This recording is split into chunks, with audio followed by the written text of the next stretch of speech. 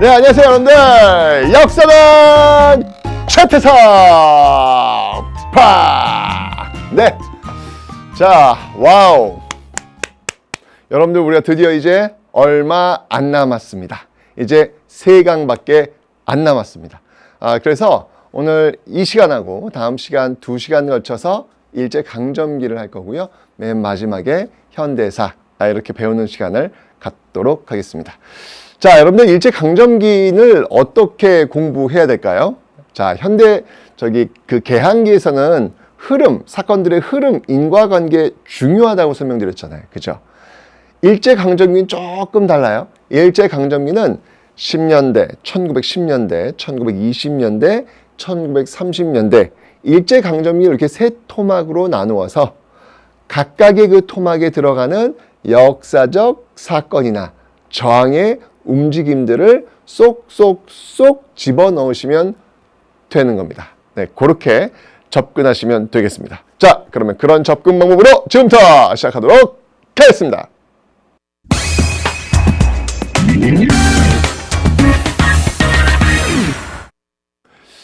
자, 여러분들 이제 1910년대, 20년대, 30년대 우선 일제가 우리를 어떻게 지배했는지 그 지배 정책을 한번 볼 텐데 이건 반드시 시험에 나오는 문제 유형입니다.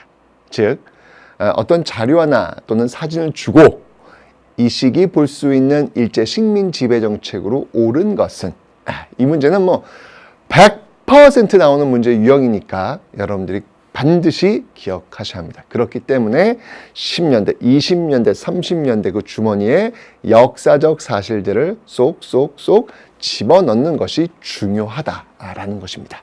자, 한번 볼까요? 먼저 자 1910년대 요 상황부터 한번 볼 텐데 우선 일제 식민지 지배 정책 중에서 정치 파트를 한번 살펴보도록 합시다. 정치와 경제로 나누어서 한번 보도록 하겠습니다. 정치와 경제로 나누어서. 자, 먼저 여러분 1910년대입니다. 1910년대 일제가 우리를 식민지로 만들었기 때문에 굉장히 포괄적 방법으로 억누르려고 합니다. 자, 그래서 나온 게 바로 헌병 경찰 통치라는 겁니다. 헌병. 네. 헌병 경찰. 굉장히 중요한 키워드예요.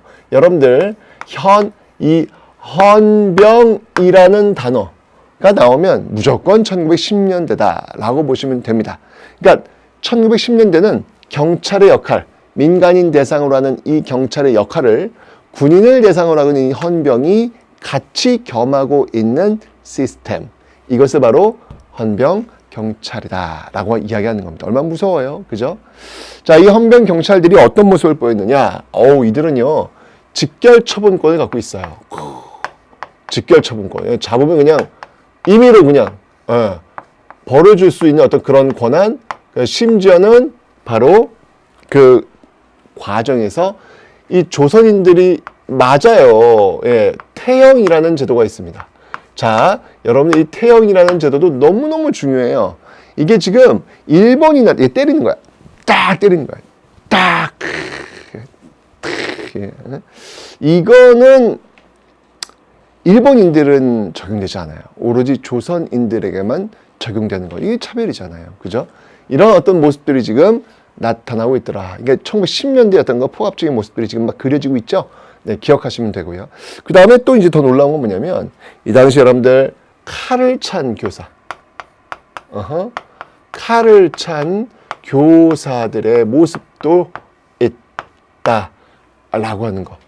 이거 학교에 교실에 들어갔는데 선생님이 칼찬 교사. 얼마나 무섭겠습니까? 그러니까 무서운 거예요. 1910년대 이런 공포 분위기를 지금 조성하고 있다라는 것을 기억하시면 되겠습니다. 자, 또 하나 이제 경제를 보면 1910년대는 뺏어가야죠. 그죠? 제일 먼저 뺏어갈 게 뭘까요? 땅 아니겠습니까? 그죠? 땅에서 나오는 어떤 생산량 또는 땅에서 나오는 어떤 세금 이거 뺏어가야 되거든요. 자, 그래서 1910년대 무엇을 했냐면요. 토지조사 사업. 토지조사 사업. 그래서 이 토지조사 사업을 통해서 일제는 말 그대로 세금이 나오는 것들을 조사하는 거예요. 더 늘리는 거예요. 더 찾아내는 거예요. 그래서 재정을 확보하는, 식민지 통치를 위한 재정을 확보하는 어떤 그런 효과를 가지게 되었고, 이 과정 속에서 농민들은요, 이 계약 관계로 떨어지게 돼요. 그러니까 무슨 말이냐면, 그 이전까지는, 이 계약 관계인데, 이전까지는 이 경작권이라 그래가지고 그 토지에서 농사를 짓고 있으면, 소작을 하고 있으면, 자기 할아버지가 그랬고, 자기 아버지가 그랬고, 나도 그렇고, 나의 아들도 그렇고, 똑같이 다 거기서 소작을 지을 수 있는 권리가 있었어요. 이걸 경작권이라 그러는데, 이런 것들이 부정되는 거예요. 부정되고, 계약에 의해서. 그런 권리 이제 인정되지 않고, 오로지 지주와의 계약에 의해서만 운영되고 있는 어떤 이런 모습들이 바로 토지 조사 사업을 통해서 나타나고 있다. 그러니까 농민들의 생활은 더욱더 열악해지는 모습들이 나타나고 있는 것이죠. 이게 1910년대 모습들. 자, 그리고 이때 이제 만든 이게 참 이게, 왜냐면 1910년대 아니야. 그러니까 뺏어 가야 되니까 법적 규정들을 만들어요. 그래서 무슨 정말 법령들이 쏟아지는 시기가 바로 1910년대라고 보시면 되는데, 그 대표적인 게 뭐냐면 회사령이라는 게 있어요. 회사령. 이 령 중에서도 대표적인 바로 회사령. 이 회사령이라고 하는 건 핵심이 뭐냐면, 회사를 세울 때는 허가를 받아야 한다라는 겁니다. 그러면 민족자본이 이제 회사를 세우려고 하면 이거 얼마나 깐깐하게 보겠습니까? 안 내주려고 할 거 아니에요. 그죠? 이런 모습들이 지금 나타나고 있더라. 라는 이야기죠. 1910년대의 모습이 되겠습니다. 아, 정말 딱 봐도 느낌이 오시죠? 10년대 얼마나 가슴이 아픈 시기인지 느낌이 아마 오셨을 겁니다. 자, 그런데 일제가 이렇게 찍어 누르고 있는 이 1910년대 통치 형태를 바꾸게 됩니다. 오호, 왜 바꿨을까요? 왜 바꿨을까요? 이유가 있어요. 그 이유를 여러분들이 아셔야 돼요. 자, 왜 1910년대에서 일제는 그들의 통치 형식을 바꾸게 된 것일까? 자, 그 이유는 무엇이냐? 바로 그 이유는 3.1 운동. 네. 3.1 운동이 있기 때문입니다. 3.1 운동, 여러분들. 이 3.1 운동, 1919년에 일어났던 이 3.1 운동을 계기로 해서 일제는 찍어 누르는 것에 한계를 느껴요. 아, 이제 이거는 안 되겠구나. 라고 하면서 좀 더 교활하고 좀 더 교묘한 수법을 통해 가지고 통치하려고 합니다. 자, 그 시대를 뭐라고 하느냐? 1910년대를 헌병경찰이 주도하고 있는 무단통치. 이 무단통치 시대다라고 한다면 3.1 운동을 겪으면서 일제는 어떤 통치로 바꾸느냐? 네, 바로 소위 문화 통치. 네, 소위 문화 통치로 바꾸고 있더라라고 하는 거예요. 자, 이때가 이제 여러분들 1920년대의 통치 형태, 소위 문화 통치. 그러니까 쉽게 얘기하면 살짝 좀 자유를 인정해 주는 듯한 모습을 보이는 그런 모습들을 지금 가는 거예요. 1920년대는요. 왜냐면 3.1 운동 때문에 한번 놀랬거든. 이거 찍어 누르면 되는 줄 알았는데, 때리면 되는 줄 알았더니 뭐 전국적으로 200만 명이나 넘는 사람들이 들고 일하는 모습 보니까 이거는 아니구나 라고 좀 더 교활한 방법으로, 그러니까 조선인들 사이를 더욱더 분열시키는, 그러니까 친일파를 양성해서 조선인들끼리 싸움을 붙이는 그런 아주 교활한 방법들을 보이고 있는 것이죠. 자, 어떤 것들인지 한번 볼까요? 우선 언론, 출판, 집회, 결사의 자유가 살짝 인정이 됩니다. 그래서 한국인이 운영하고 있는 신문, 조선일보, 동아일보가 창간됩니다.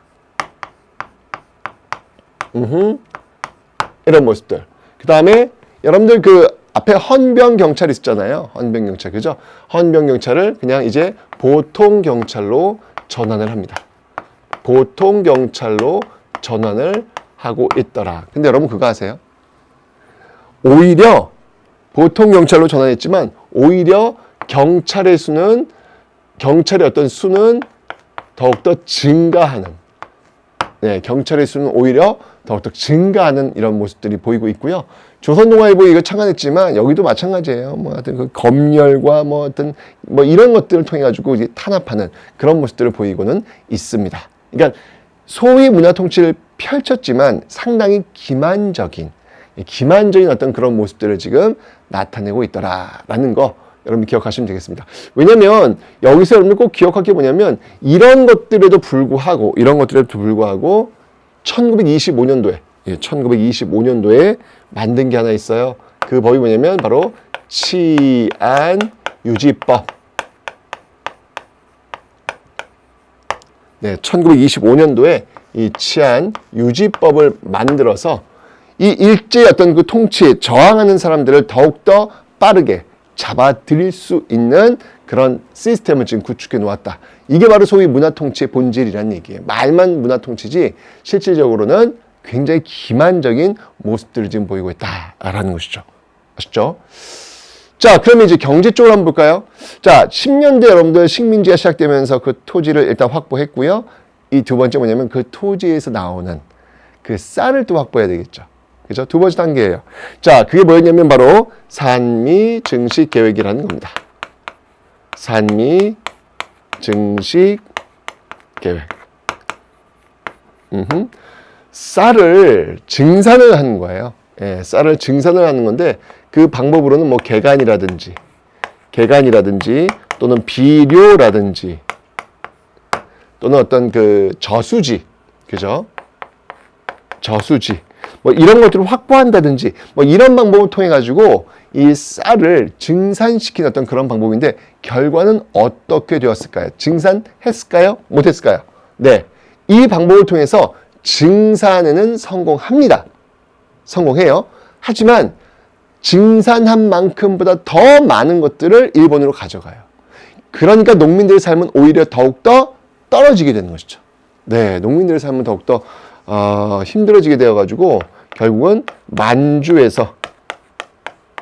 만주에서 잡곡을 수입하는 이 말도 안 되는 상황이 벌어지고 있더라라고 하는 거. 왜냐하면 또 이런 비용들을 농민들이 전가해요. 그러니까 20년대 들어와서는 농민들의 삶이 더욱더 팍팍해지고 어려워지는 그런 모습들을 지금 가고 있다라는 것이죠. 게다가 1910년대 여러분들 회사령 지금 설치했다 그랬잖아요. 근데 회사령을 이때 이제 폐지해요. 자, 이게 왜 그러냐면 잘 보세요. 1910년대는요, 아직은 일본 내 자본주의가 많이 발달하지 않은 상태예요. 그러니까 일본 내 그 자본가들, 즉 일본 내 회사들이 투자를 일본에만 집중시킬 필요가 있었던 거예요. 아직 자본주의가 발달하지 않았으니까. 근데 20년대 들어와서는 자본주의가 굉장히 많이 발달해요. 그래서 더 이상 투자할 데가 없는 거야. 이제는 투자처를 해외로 돌려야 된다고요. 제일 좋은 데 어디야? 자신의 식민지일 거 아니야. 그러면서 회사령, 이제 허가제 회사령이 이제 필요가 없는 거야. 그냥 신고만 하면 회사를 세울 수 있도록 이를 통해서 일본 회사들이 마음껏 조선에 들어와서 경영을 해서 돈을 벌어갈 수 있도록 시스템을 구축해 놓고 있는 것이죠. 자, 그래서 회사령을 폐지하고요. 그들이 물건을 파는 데 더욱더 도움이 될 수 있도록 관세도 폐지해주는 이런 모습들이 지금 1920년대에 나타나고 있다라는 얘기입니다. 정말 10년대와 20년대의 모습들이 확 바뀌었죠. 그죠?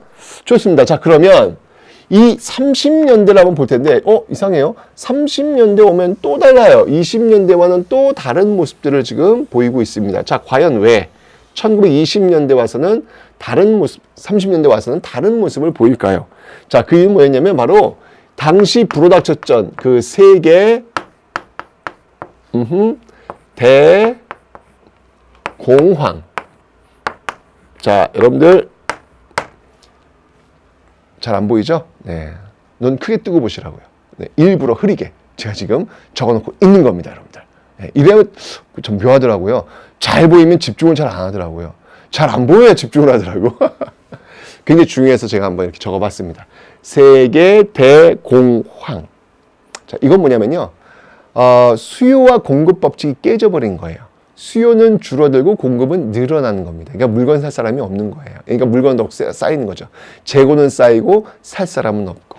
이게 바로 세계 대공황. 자, 이러면서 자본가들이 무너지기 시작하는 거예요. 이 모습들을 해결하기 위해서 넘쳐나는 재고들, 이걸 해결하기 위해서 여러 세계 여러 나라들이 다 방법을 씁니다. 뭐 미국은 이제 뉴딜 정책이라고 그래가지고 뭐 큰 댐, 뭐 다리, 뭐 길 이런 걸 놓으면서 노동자들의 주머니에 돈을 꽂아주는 거예요. 그래야 물건을 사서 재고를 처분하니까. 유럽 같은 경우는 여러분들 이렇게 블록 경제라 그래가지고 블록, 자신들의 식민지들과 블록을 형성해요. 그래서 필요로 한 것들, 남는 것들을 서로 교환하는 그런 시스템, 이 블록 경제로 해결해요. 근데 일본은 대규모 댐을 한다거나 다리를 놓는 이런 능력도 없고 많은 식민지가 있는 것도 아니죠. 그래서 무엇을 선택하느냐? 바로 강제로 떨구는 것, 전쟁을 선택하는 겁니다. 1931년 만주 사변, 37년 중일 전쟁, 41년 태평양 전쟁이 나오는 배경이 바로 이런 데서 나오고 있더라라는 것이죠. 자, 그러면 이 전쟁 수행을 위해서 일본이 뭘 했을까? 지금 아까 보시면 알겠지만 중국, 그 다음에 미국, 와우, 전선을 막 무지하게 확대하고 있잖아요. 그죠? 당연히 다 부족해. 사람도 부족하고 물자도 부족하고 이걸 다 어디서 채웠다? 바로 식민지 조선에서 채우고 있더라.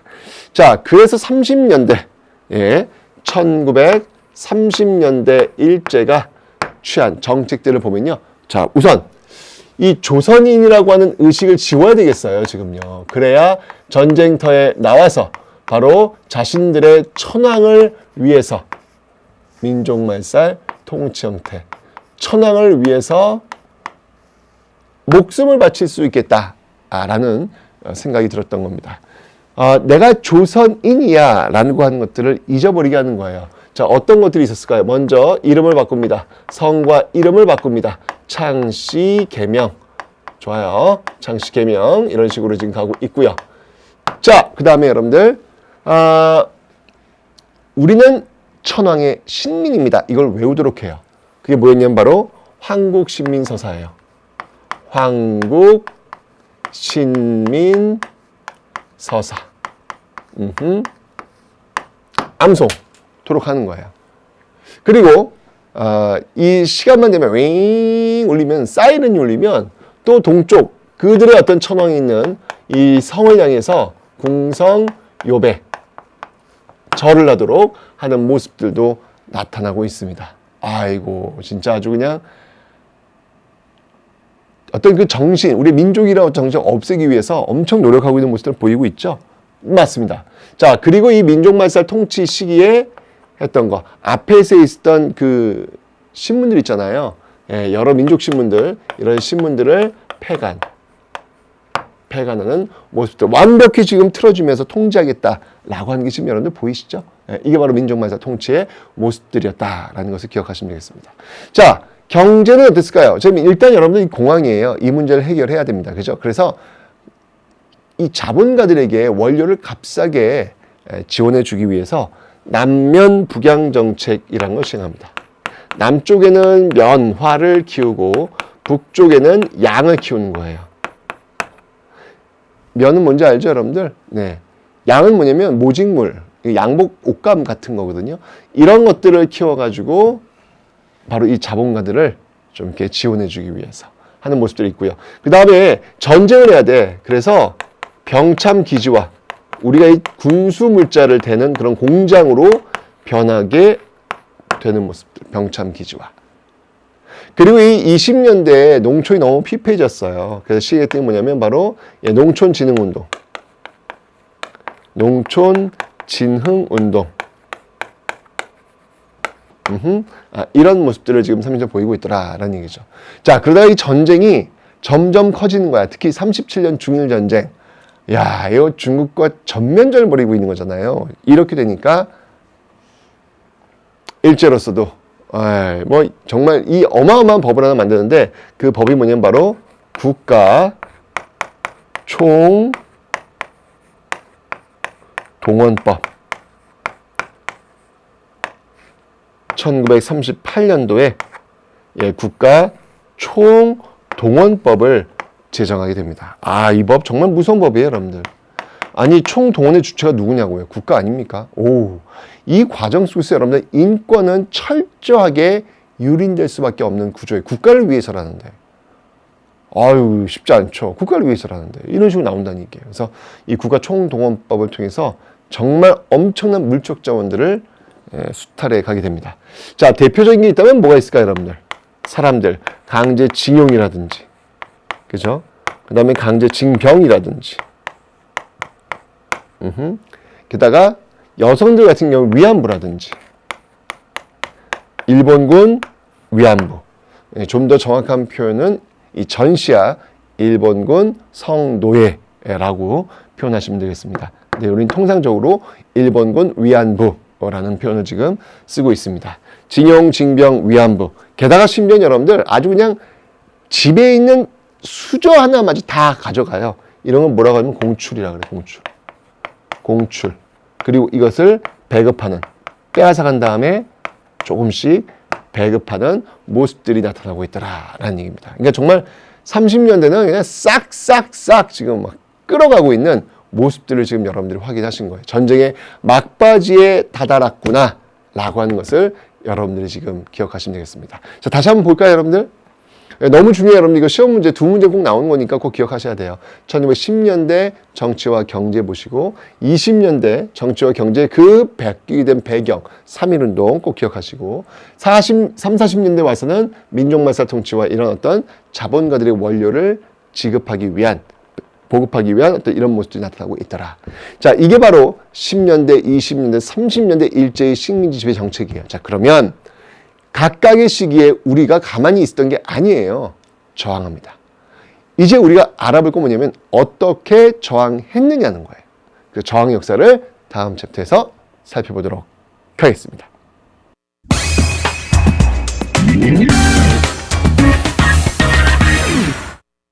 자, 여러분들 이제 저항입니다. 우리가 어떻게 싸웠는지 그 저항의 역사를 배워야 돼요. 앞에서 우리는 일제가 우리를 어떻게 지배했는지 배운 거예요. 시기별로. 그럼 이제 시기별로 우리는 어떻게 저항했는지. 그래서 10년대, 20년대, 30년대 주문에 쏙쏙 집어넣으시면 되는데, 자, 이번 시간에 여러분들 1910년대.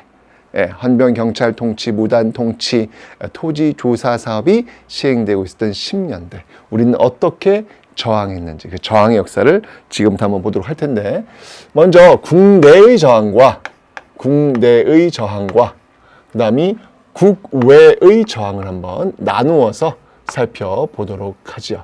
먼저 국내의 저항입니다. 자, 이 국내 저항의 형태는 어떤 형태였냐면요, 비밀 결사의 형태였다라고 보시면 돼요. 바로 비밀 결사.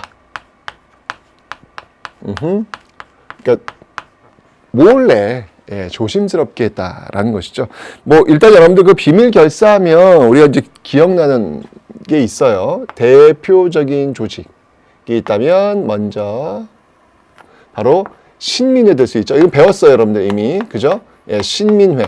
구한말에 만들어졌던 신민회가 이때까지도 활동을 합니다. 그러다가 빠밤 바로 105인 사건. 1911년이죠. 105인 사건으로 결국 해체가 되고 있습니다. 일단 이제 신민회라는 조직이 구한말에서 계속 이어지고 있다는 걸 일단 기억하시고, 그 다음에 이제 1910년대 본격적으로 활동했던 그 단체가 뭐가 있냐면 바로 독립의군부가 있어요. 독립의군부. 자, 이 독립의군부를 이끌었던 인물은 이제 임병찬이란 인물이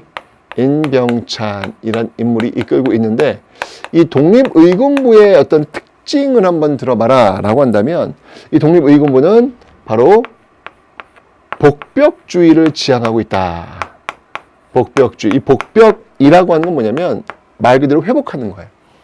옛 시스템, 옛 체제, 군주가, 임금이, 왕이 다스리는 그런 체제를 다시 회복하려는 어떤 그런 모습들. 그러고 보니까 여기 의자, 이 의자가 바로 의병의 의자와 연결이 되겠네. 그러니까 위정척사의 어떤 그런 흐름 속에서 연결되고 있는 것이 바로 독립의군부다. 1910년대 비밀결사였습니다.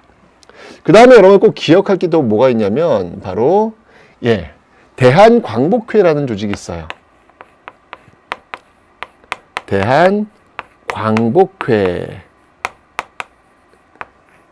라는 조직이 있는데, 이 대한광복회라는 조직은요, 바로 박상진이 이끌고 있습니다. 박상진이 이끌고 있는데, 이 대한광복회는 독립의군부와 다르게 바로 공화정을 지향하고 있더라라는 거예요. 공화정을 지향하고 있더라라고 하는 거. 이게 바로 비밀 결사의 형태다라는 것을 여러분들이 좀 기억하시면 되겠습니다. 1910년대 국내에서는 이제 이런 활동이 있었던 거예요. 그러니까 이 당시에 지금 헌병 경찰 통치니까 마음껏 활동이 좀 어려웠단 말이에요. 그런 과정 속에서 이런 어떤 모습들로 지금 다양하게 활동하고 있다라는 것이죠. 특히 이제 이 박상진 같은 경우 여러분들 우리나라 최초의 판사 출신의 그런 독립운동가들이에요. 1910년대 사실 어떻게 보면 최고 엘리트라고 할 수 있는데 이 최고 엘리트 박상진이 사실 잘 먹고 잘 살 수 있는 길이 있거든요. 왜냐면 그 법조계 출신들 이완용, 이지용, 이근택, 박재순, 권중현 이들 누구예요, 여러분들? 을사오족들이잖아. 그죠? 그 을사오족들 법조계 출신들이에요. 그런데 일제가 깔아놓았던 그 꽃길을 그들은 잘 갔던 거예요. 잘 먹고 잘 살 수 있는 그 길. 그러면서 나라 팔아먹으면서 말이죠. 하지만 박상진은요, 같은 법조인이지만 다른 길을 갔습니다.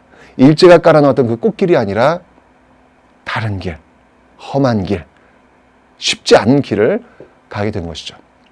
그러니까 박상진은 이제 자신이 앉을 자리가 그 판사의 자리가 아니라 바로 판사 그 앞자리, 바로 독립운동을 하다 끌려와서 사형 선고를 받게 되는 그 자리가 바로 1910년대 내가 앉을 자리다 라고 해서 이 대한광복회를 이끌다가 결국은 1921년 자기가 말한 대로 그 일본 판사 그 앞자리에 앉아서 사형을 언도받았던 그런 인물이죠. 진짜 이런 모습들 보면서 어떻게 살 것인가에 대한 그런 고민들을 한번 해볼 수 있지 않나라는 그런 생각이 듭니다. 판사 박상진이었습니다. 자, 이런 이제 1910년대 비밀 결사였던 이런 모습들을 일단 여러분 기억하시면 되고요. 그 다음에 이제 1910년대 국외의 모습들 한번 볼 텐데, 이 국외는 어떤 형태였냐면 1910년대가 이제 국내는 비밀 결사였잖아요. 1920년대는 바로 국외 독립운동 기지를 건설하는 국외 독립운동 기지를 건설하는 모습들로 가고 있더라라는 겁니다. 자, 국외 독립운동 기지 어떤 모습이었을까요? 일단 여러분 지도를 제가 한번 좀 그려 보도록 하겠습니다. 자, 지도를 이렇게 놓고 이렇게 놓고 보면 여러분들 지금 이 국외 이쪽 지역 있잖아요. 여러분들 이쪽 지역. 이쪽 지역을 우리 만주 지역이라고 합니다. 만주 지역이라고 하는데 이 만주 지역을 다시 좀 우리식 어떤 표현을 해본다면 요쪽 이 남만주 지역, 요쪽 지역을 우리는 서간도, 간도 알죠, 여러분? 간도, 서간도라고 하고, 요쪽 이 동만주 또는 북만주 요쪽 지역을 우리는 북간도라고 이야기를 하는 거예요. 여기가 이제 서간도, 여기가 이제 북간도 이렇게 얘기를 하는데 서간도 지역에서 활동했던, 북간도 지역에서 활동했던 그런 조직들이 있습니다. 자, 대표적인 어떤 조직들 한번 좀 살펴보죠. 자, 이렇게 한번 찍고 한번 보도록 하겠습니다. 근데 여기서 이 독립운동 기지를 만들었던 사람들 대부분이 어떤 사람들이냐면 정말 국내에서 내노라 하는 부자들이었어요. 어마어마한 부자들. 그 부자들이 나라가 망하면 부자도 없다 라는 어떤 노블리스 오블리주의 정신을 갖고 그 재산을 다 팔아서 이곳에 와서 넓은 땅을 사서 교육을 시키고 독립군 투사들을 키워내는 그런 어떤 모습들을 보이고 있다라는 것이죠. 정말 감동적인 그런 어떤 모습들이 아닐까라는 생각이 드는데, 자, 먼저 이쪽 서간도 지역부터 한번 좀 살펴보도록 하겠습니다. 이 서간도 지역 하면 여러분들이 꼭 기억해야 될 학교가 있어요. 그 학교가 어떤 학교냐면 바로 신흥무관학교입니다.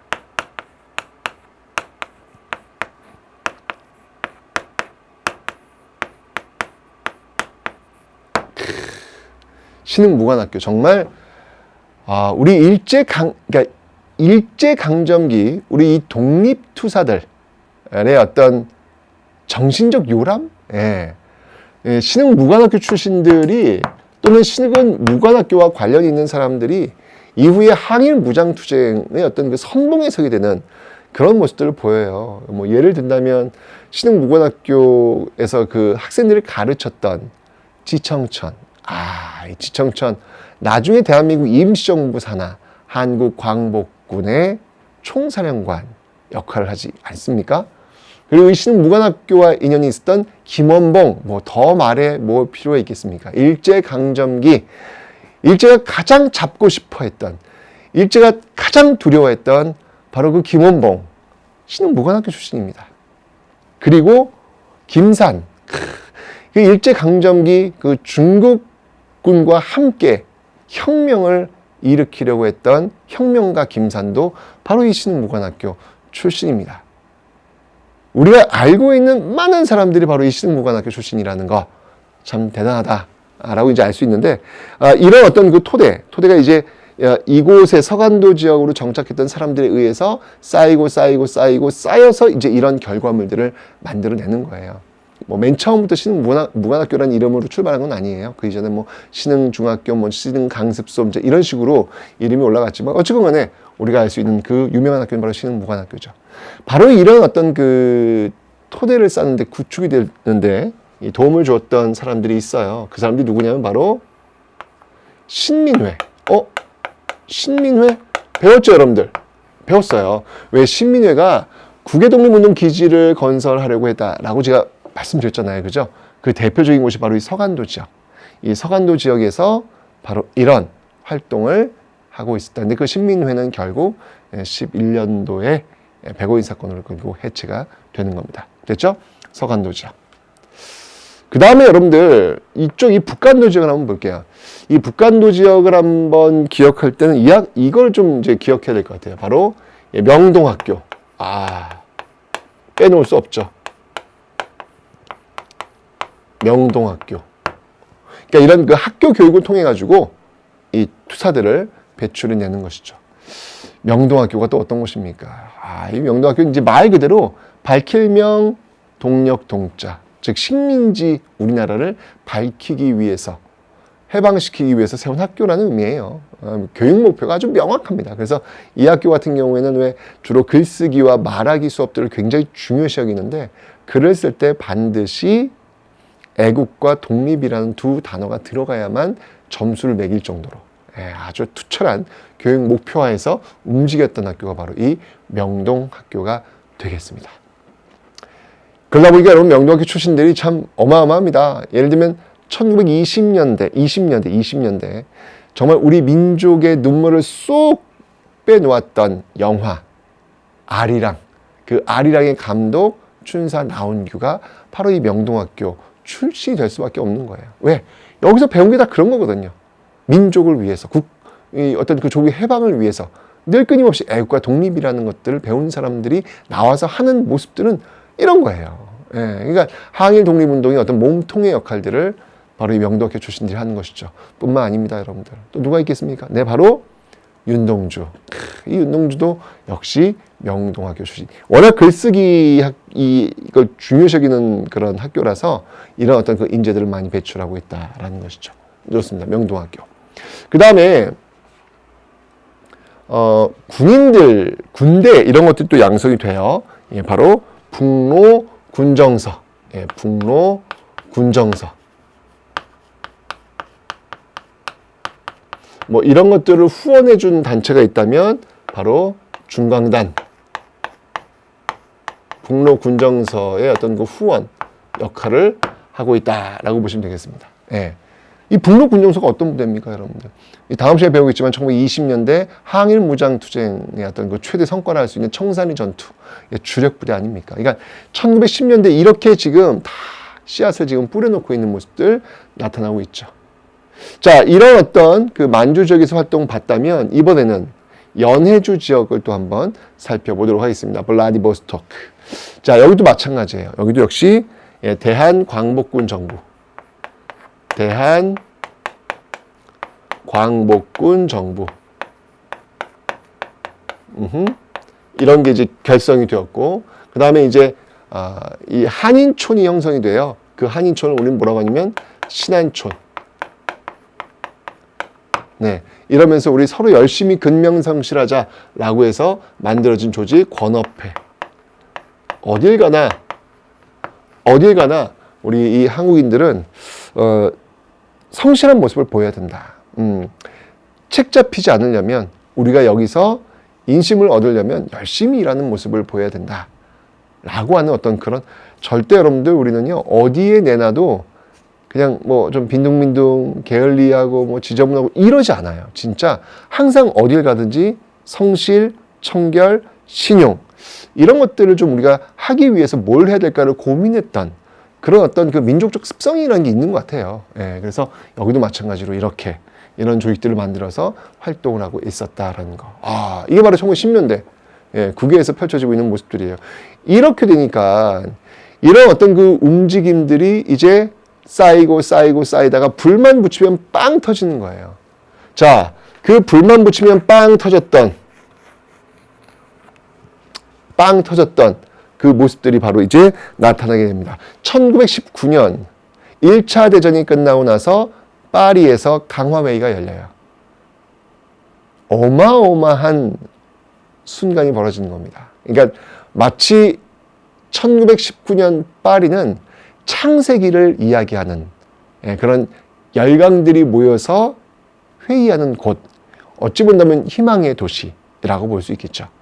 무슨 일이 있더라도 세계 약소민족 국가들은 이 파리 강화회의에 자신들의 의견을 안건으로 올리는 것, 우리를 해방시켜달라는 그 주제를 안건으로 올리는 것이 너무 중요했단 말이에요. 우리도 역시 파견을 했죠. 김규식이 파견이 됩니다. 자, 바로 어떤 그런 불이 붙게 되면서 이런 어떤 노력들과 그런 불이 붙게 되면서 이제 이 도쿄에서 유학생들이 선언을 하게 되는 거예요. 이런 것들이 이제 지금 다 영향을 끼치는 거예요. 다 이런 것들이 지금, 다 지금 영향을 끼치고 있는 겁니다. 그래서 도쿄에서 여러분들 1919년 뭔가요? 바로 28 독립선언. 28 독립선언이 1919년 도쿄에서 동경에서 일본의 심장부 수도잖아요. 여기서 28 독립선언이 나오게 되는 것이고, 그 다음에 이제 이런 것들이 어떤 그 바탕이 되어가지고 이제 서울에서 또 이제 그 흐름이 연결이 되죠. 뭔가 여러분들 바로 3.1운동이 되는 겁니다. 서울 탑골공원에서 출발해서 전국적 항쟁으로 확산되었던 3.1운동. 자, 여러분들 이 3.1운동은요, 고종의 인산일. 고종이 죽잖아요. 그죠? 그 고종의 인산일로 인해서 많은 사람들이 올라왔거든요. 그것을 활용하기로 했습니다. 원래 이 고종의 인산일은요, 몇 월 며칠이었냐면 3월 3일이었습니다. 그 3월 3일 당일날, 장례식이 지금 실제로 시행되는 그 3월 3일날 만세운동을 벌이기는 조금 부담스러웠던 거예요. 그래서 그 전날, 이 3월 3일이 월요일이었거든요. 그래서 그 전날 3월 2일 일요일로 정했습니다. 그런데 일요일은 또 종교단체들이 또 종교 행사를 또 벌여야 되잖아요.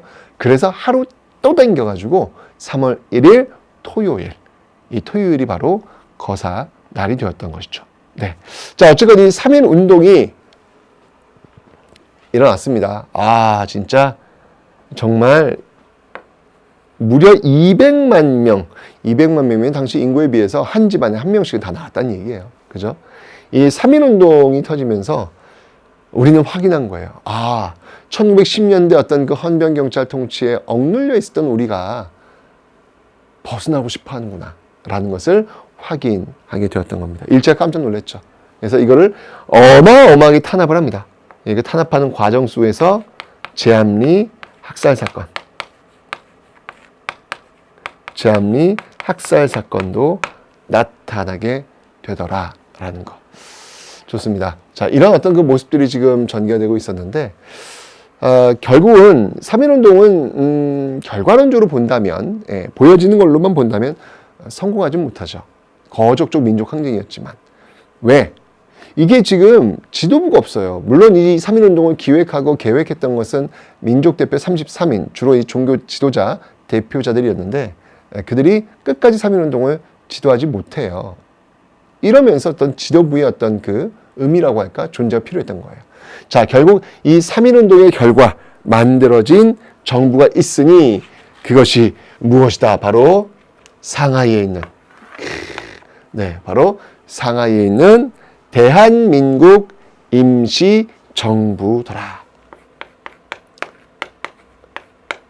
중국 상하이에 있는 대한민국 임시정부더라. 대한민국 임시정부.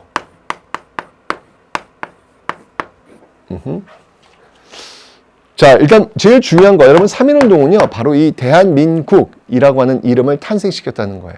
그 이전까지는 여러분들 대한제국이었잖아요. 그죠? 제국. 어찌 보면 3.1운동 이전까지는 똑같은 체제였죠. 황제가 다스리고 있는 나라. 그죠? 그리고 그 밑에 살고 있는 백성. 이게 어찌 보면 우리나라 반만년 역사의 대부분이라고 볼 수 있어요. 그런데 3.1운동 이후는 얘기 달라지는 겁니다. 바로 민국. 국가의 권력이 황제 왕으로부터 나오는 것이 아니라 국가의 권력이 국민으로부터 나온다라고 하는 민국의 시대를 열게 되었다라는 것. 너무 중요하죠. 그죠? 그래서 이 대한민국의 이름이 또 탄생했고 또 대한민국 임시정부도 짜잔 하고 등장을 하고 있습니다. 됐죠? 자, 이 대한민국 임시정부의 특징을 좀 살펴볼 텐데요. 뭐 너무 많죠. 일단 이 대한민국 임시정부는요. 우리나라 최초의 삼권 분립에 기초한 삼권 분립에 기초한 입법, 사법, 행정 삼권 분립에 기초한 바로 최초의 공화정 정부를 실현해냈다는 거, 구현해냈다는 거, 이게 가장 중요하고요. 그 다음에 이제 여러분들 국내와 이제 지금 상하이에 있으니까 국내와의 어떤 그 연계가 돼야 될 거 아니에요. 그래서 만들었던 조직들이 뭐였냐면 연통제, 행정 조직이에요. 연통제라든지 또는 교통국이라든지 교통국이 정보망, 정보 같은 거 이런 걸 통해서 이제 독립운동 자금 같은 것들을 확보를 해야 되니까 연통제라든지 교통국이라든지 이런 것들을 또 만들었고 그 다음에 이제 독립자금이 제일 중요해요. 그래서 독립자금 확보를 위해서 독립공채. 나중에 우리가 독립되면은 이자를 계산해서 갚아주겠다라고 하는 독립공채도 또 발행합니다. 이거 사진 한번 볼까요? 네, 이게 바로 독립공채입니다. 실제로 대한민국 임시정부에서 발행이 됐고요. 광복되고 나서 이 독립공채에 대해서 지불해 줬습니다. 네. 어쨌든 이 대한민국 임시정부가 이런 어떤 모습들로 지금 출범하고 있더라라고 하는 거. 근데 좀 이제 아쉽게도 이제 여기 20년대로 넘어가면 뭐 연통제와 교통국이 다 일본에 의해서 다 발각이 돼요. 그러면서 굉장히 조직이 힘들어지게 되는 상황 속에서 사실 상하이로 갔던 건 뭐냐면 외교거든요. 이건 외교 활동을 하기 위해서 바로 이 상하이 프랑스 조계지로 이동을 했던 건데 큰 성과를 거두지 못하게 되자 이 내부에서 어떤 그 노선에 대한 대립이 나타나게 되면서 굉장히 위기를 겪게 되는 어떤 그런 모습들도 있기는 해요. 하지만 중요한 건 뭐냐면 정부라고 하는 형태가 존재하고 있다는 거. 이건 그 시대를 살고 있었던, 그러니까 식민지 시기를 살고 있었던 사람들에게는 굉장히 중요한 정신적 지주의 역할을 할 수 있다라는 거. 결국 이 대한민국 임시정부가 일제강점기 그 내내 정말 그 항일 독립운동의 거점으로 중심으로 우뚝 서게 되지 않습니까? 그래서 이런 어떤 그 대한민국 임시정부가 3.1운동을 계기로 해서 출범했다는 사실을 여러분들 기억하시면 되겠습니다. 그러니까 진짜 1910년대 그 험난한 시대에도 이렇게 다양하게 싸우고 저항하는 모습들을 여러분 보신 거고요. 1920년대에 가면요. 더욱더 다양한 방법으로 일제에 맞서 싸우는 모습들을 아마 여러분들은 확인하시게 될 겁니다. 자, 다음 시간에는 바로 1920년대와 30년대 우리가 어떻게 맞서 싸웠는지 그 내용을 저와 함께 살펴보도록 하겠습니다.